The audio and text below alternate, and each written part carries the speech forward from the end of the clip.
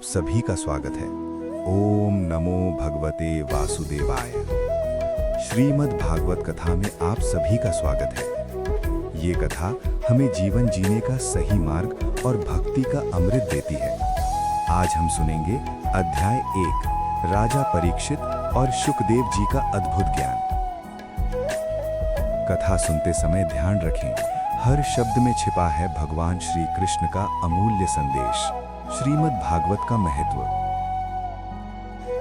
श्रीमद् भागवत केवल एक ग्रंथ नहीं, ये जीवन जीने की कला है। ये भक्ति का सागर है और मोक्ष का मार्ग है। जो व्यक्ति इस कथा को श्रद्धा और प्रेम से सुनता है, उसके पाप स्वयं नष्ट हो जाते हैं। जैसे सूरज उगते ही अंधकार मिटा देता है, वैसे ही श्री कृष्ण की कथा से हृदय में शांति आती है। तो चलिए आरंभ करते हैं अध्याय 1 की कथा।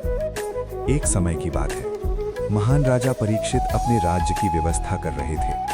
वे धर्म, न्याय और भक्ति में अग्रणी थे। लेकिन एक दिन उन्होंने ऋषि के श्राप का सामना किया और उन्हें पता चला कि वे केवल 7 दिन ही जीवित रहेंगे। राजा परीक्षित न घबराए। उन्होंने न धन की चिंता की, न अपने परिवार की।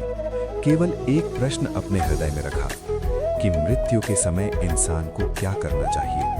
यही प्रश्न बना पूरे संसार के लिए श्रीमद् भागवत कथा का कारण।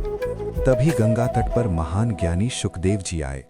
राजा परीक्षित ने चरणों में गिरकर कहा, हे मुनिवर, मुझे ऐसा ज्ञान दीजिए जिससे मेरा जीवन सफल हो जाए। शुकदेव जी ने उत्तर दिया, राजन, इस संसार में केवल भगवान श्री कृष्ण की कथा ही जन्म मरण के बंधन से मुक्त करती है।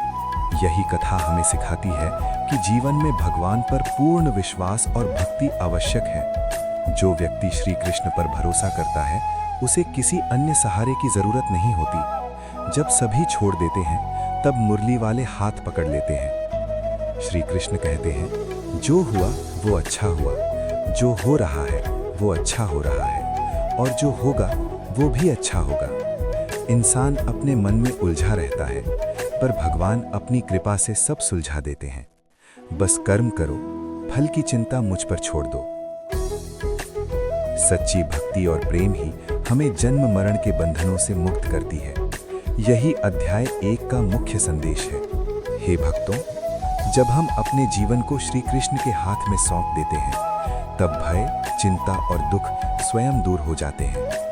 आज से आप भी कह सकते हैं, मैं श्री कृष्ण पर भरोसा करता हूँ, वे मेरी रक्षा करेंगे। और अंत में पूरे हृदय से कहिए, जय श्री कृष्ण, राधे राधे, हरि बोल।